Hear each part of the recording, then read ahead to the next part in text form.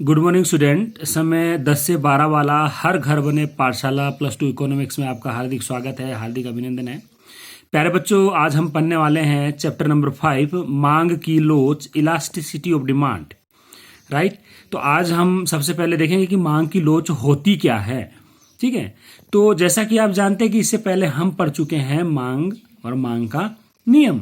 यानी मांग का नियम क्या बोलता है? अन्य बातें समान रहने पर जब कीमत कम होगी तो मांग क्या होगी? बढ़ेगी, और कीमत बढ़ने पर मांग क्या होगी? कम होगी। तो हमने वहां जाना कि प्राइस कम होने पर मांग क्या होती है? इंक्रीज होती है, और प्राइस ज्यादा होने पर मांग क्या होती है? कम होती है। तो मांग की लोच में एक वस्तु की कीमत या उपभोक्ता की आय या संबंधित वस्तु की कीमत में परिवर्तन होने से उस वस्तु की मांग में कितना परिवर्तन होगा, उस चीज का जो मेजरमेंट है। हमने कहा कीमत कम होने से मांग क्या होगी? बढ़ेगी। कितनी बढ़ेगी? या कीमत ज्यादा होने से मांग कम होगी, कितनी कम होगी? मेजरमेंट, उस चीज का जो माप है वो क्या कहलाता है? मांग की लोच कहलाता है। यानी मांग की लोच क्या हुआ? जो हमने पिछले अध्याय में पढ़ा कि परिवर्तन जो हुआ वो हमने ये तो डिसाइड कर लिया कि इंक्रीज होगी या डिक्रीज होगी, पर कितनी इंक्रीज होगी कितनी डिक्रीज होगी, उस चीज का माप क्या कहलाता है? मांग की लोच कहलाता है। मांग की लोच हमारे पास 3 तरह की होगी: मांग की कीमत लोच, मांग की आय लोच, और मांग की आड़ी लोच। +2 में हम पढ़ने वाले हैं price elasticity of demand. Right.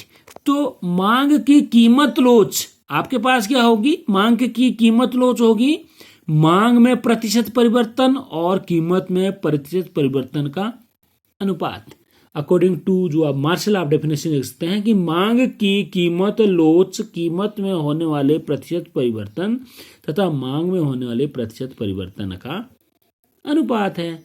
ठीक है। तो ये डेफिनेशन 1 मार्क्स की है, बहुत इंपॉर्टेंट क्वेश्चन है। अभी आपने ध्यान रखना, मांग की कीमत लोच की डेफिनेशन अलग है और मांग की लोच की डेफिनेशन अलग है, थोड़ा सा आपने ध्यान रखना है। नेक्स्ट हम देखने वाले हैं बहुत ही इंपॉर्टेंट आज का जो टॉपिक हमारा है वह है मांग की कीमत लोच की श्रेणियां या degrees of price elasticity of demand. ठीक है। मांग की कीमत लोच की श्रेणियां तो कितने तरह की है? 5 तरह की हमारे पास श्रेणियां दी हैं, जिसमें से सबसे पहले हम करने वाले हैं, सबसे पहली डिग्रीज कौन सी है?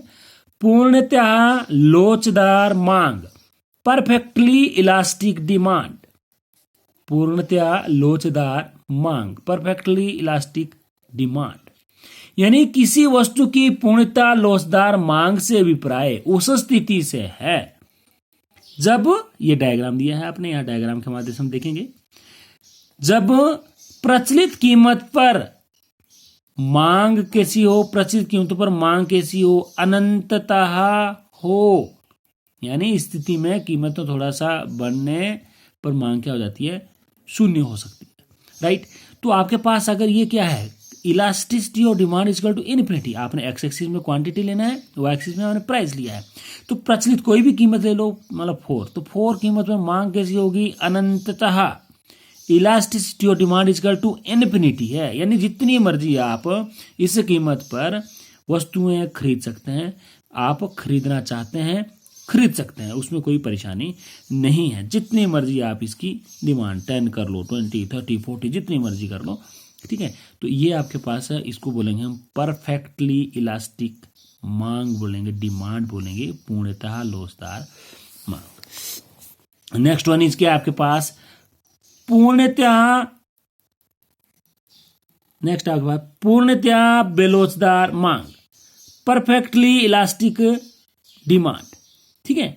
तो परफेक्टली इलास्टिक डिमांड में हम देखेंगे एक्स एक्सिस में हमने क्या लिया? क्वांटिटी लिया। वाई एक्सिस में हमने क्या लिया? प्राइस लिया। यानी पूर्णतः बेलोचदार मांग से प्राय उस स्थिति से है जब कीमत में परिवर्तन होने से, कीमत 2 से कितनी हुई? 4, 4 से कितनी हुई? 6। कीमत में परिवर्तन होने से मांग में कोई परिवर्तन ना हो। राइट। यानी कीमत में परिवर्तन होने से मांग में कोई परिवर्तन ना हो उसको हम बोलेंगे परफेक्टली इनइलास्टिक डिमांड, पूर्णतः बेलोसदार मांग। Elasticity of demand is equal to zero, यानी डिमांड क्या है, जीरो है, ना कोई परिवर्तन नहीं हुआ है, तो हम इसे क्या बोलेंगे कि पूर्णतः बेलोसदार मांग, यानी कीमत में परिवर्तन होने से मांग में कोई परिवर्तन नहीं हुआ हो। राइट, आप देखेंगे थर्ड आपके पास इकाई लोचदार मांग, यूनिटरी इलास्टिक डिमांड, इकाई लोचदार मांग। तो इकाई लोचदार मांग हमारे पास क्या है, हम डेफिनेशन देखेंगे इसकी कि पहले एक्स एक्सिस में क्या लिखेंगे, क्वांटिटी, वाई एक्सिस में हमने क्या लिया है, प्राइस लिया है। ठीक है, तो इकाई लोचदार मांग वह स्थिति होती है जिसमें कीमत में परिवर्तन होने के फलस्वरूप, कीमत है ये पी है, ये P1, कीमत में परिवर्तन होने के फलस्वरूप मांग में इतना परिवर्तन होता है, मांग में परिवर्तन हो रहा है, ये कीमत में परिवर्तन हो रहा है, यहां बात हो रही है ये मांग में परिवर्तन हो रहा है। कीमत में परिवर्तन होने के फलस्वरूप मांग में इतना परिवर्तन होता है कि वस्तु पर किए जाने वाला जो कुल व्यय है, टोटल एक्सपेंडिचर है, वो कैसा रहेगा, स्थिर रहता है। अब टोटल एक्सपेंडिचर समझ लो, मान लीजिए प्राइस है OP, तो आपके पास क्वांटिटी कितनी है OB, तो OBTP ये क्या है आपके पास, कुल व्यय कहलाएगा। जब वस्तु की कीमत कितनी है, OP है एंड क्वांटिटी OB है, तो कुल व्यय कितना होगा, OBTP। ठीक है, और अगर कीमत में चेंज होता है, कीमत में परिवर्तन होता है, यानी कीमत कम होकर OP से OP1 हो जाती है, तो ये आपके पास हो गया C।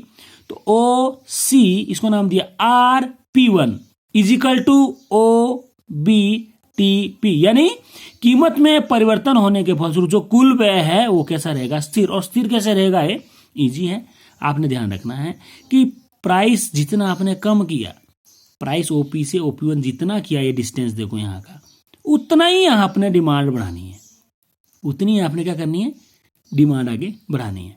तो नेचुरली क्या होगा, इसका जो कुल व्यय है वो क्या आएगा, बराबर आएगा। आपने ध्यान रखना जितना प्राइस यहाँ से कम किया उतना ही आपने डिमांड आगे बढ़ानी है, तो इसका कुल व्यय कैसा रहेगा, स्थिर रहेगा, यानी OBTP is equal to OCRP1 क्या है, एक दूसरे के बराबर है, स्थिर है। डेफिनेशन आपने लिख लेनी है। इसी तरह आपके पास नंबर 4 आपके पास जो है वह है इकाई से अधिक लोचदार मांग, ग्रेटर देन यूनिटरी इलास्टिक। अब यूनिटरी इलास्टिक तो आपने देख लिया कि कीमत में परिवर्तन होने से कुल व्यय कैसा रहेगा, स्थिर रहेगा। अब यहां क्या है, यूनिटरी ग्रेटर देन है, ठीक है, तो यहां क्या है, ग्रेटर देन यूनिटरी इलास्टिक, यानी इकाई से अधिक लोचदार।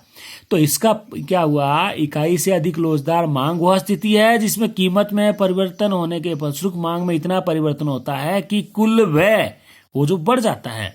तो आपने क्या ध्यान रखना है, कुल व्यय आपको समझ आ गया, ये है प्राइस OP था, तो क्वांटिटी कितनी थी OQ, तो कुल व्यय कितना था OBTP था।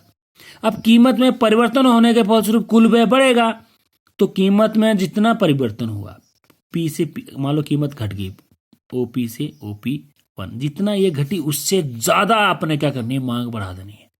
तो नेचुरली OCRP1 क्या हो जाएगा, ग्रेटर देन OBTP हो जाएगा। राइट, यानी आपने कीमत में परिवर्तन होने के फलस्वरूप जब कुल व्यय बढ़ जाता है, पिछली यूनिट इलास्टिक में देखा कुल व्यय स्थिर था, तो इक्वल लिया था हमने दोनों तरफ, तो यहां क्या करेगा, कीमत में परिवर्तन होने के फलस्वरूप कुल व्यय क्या हो जाएगा, बढ़ जाएगा, तो उसको बोलेंगे ग्रेटर देन यूनिटरी इलास्टिक, यानी elasticity of demand greater than 1। Right, तो आपके पास क्या होगा, ये आपके पास डायग्राम बन के सामने आ जाएगा। इसी तरह आपके पास क्या है, इकाई से कम लोचदार, लेस देन यूनिटरी इलास्टिक। तो लेस देन यूनिटरी इलास्टिक में इतना ही होता है कि आपके पास क्या होगा, कीमत में परिवर्तन होने के फलस्वरूप कुल व्यय क्या होगा, कम होगा। सिंपल सी डेफिनेशन है कि कीमत में परिवर्तन होने के फलस्वरूप जो कुल व्यय है वो कैसा होगा, कम हो जाएगा। तो कुल व्यय कम कैसे होगा, पहले आपका प्राइस था OP, तो डिमांड कितनी थी OB, तो आपका कुल व्यय क्या था OBTP था।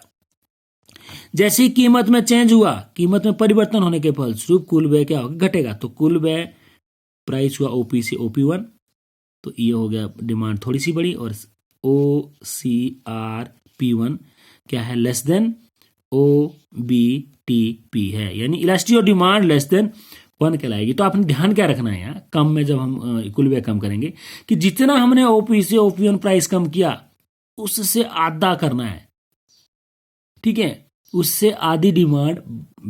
प्राइस कम होने पर डिमांड तो बढ़ेगी नेचुरली, पर बढ़नी कितनी है, कम बढ़ेगी।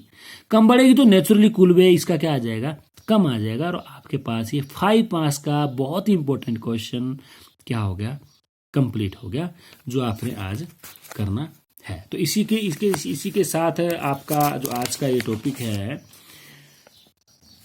मांग की कीमत की लोच की श्रेणियां या कोटियां, degrees of price elasticity of demand. बहुत इंपॉर्टेंट क्वेश्चन है, मैक्सिमम टाइम एग्जाम में पूछा जाता है। मांग की कीमत लोच किसे कहते हैं, मांग की कीमत लोच की श्रेणियां की व्याख्या करें।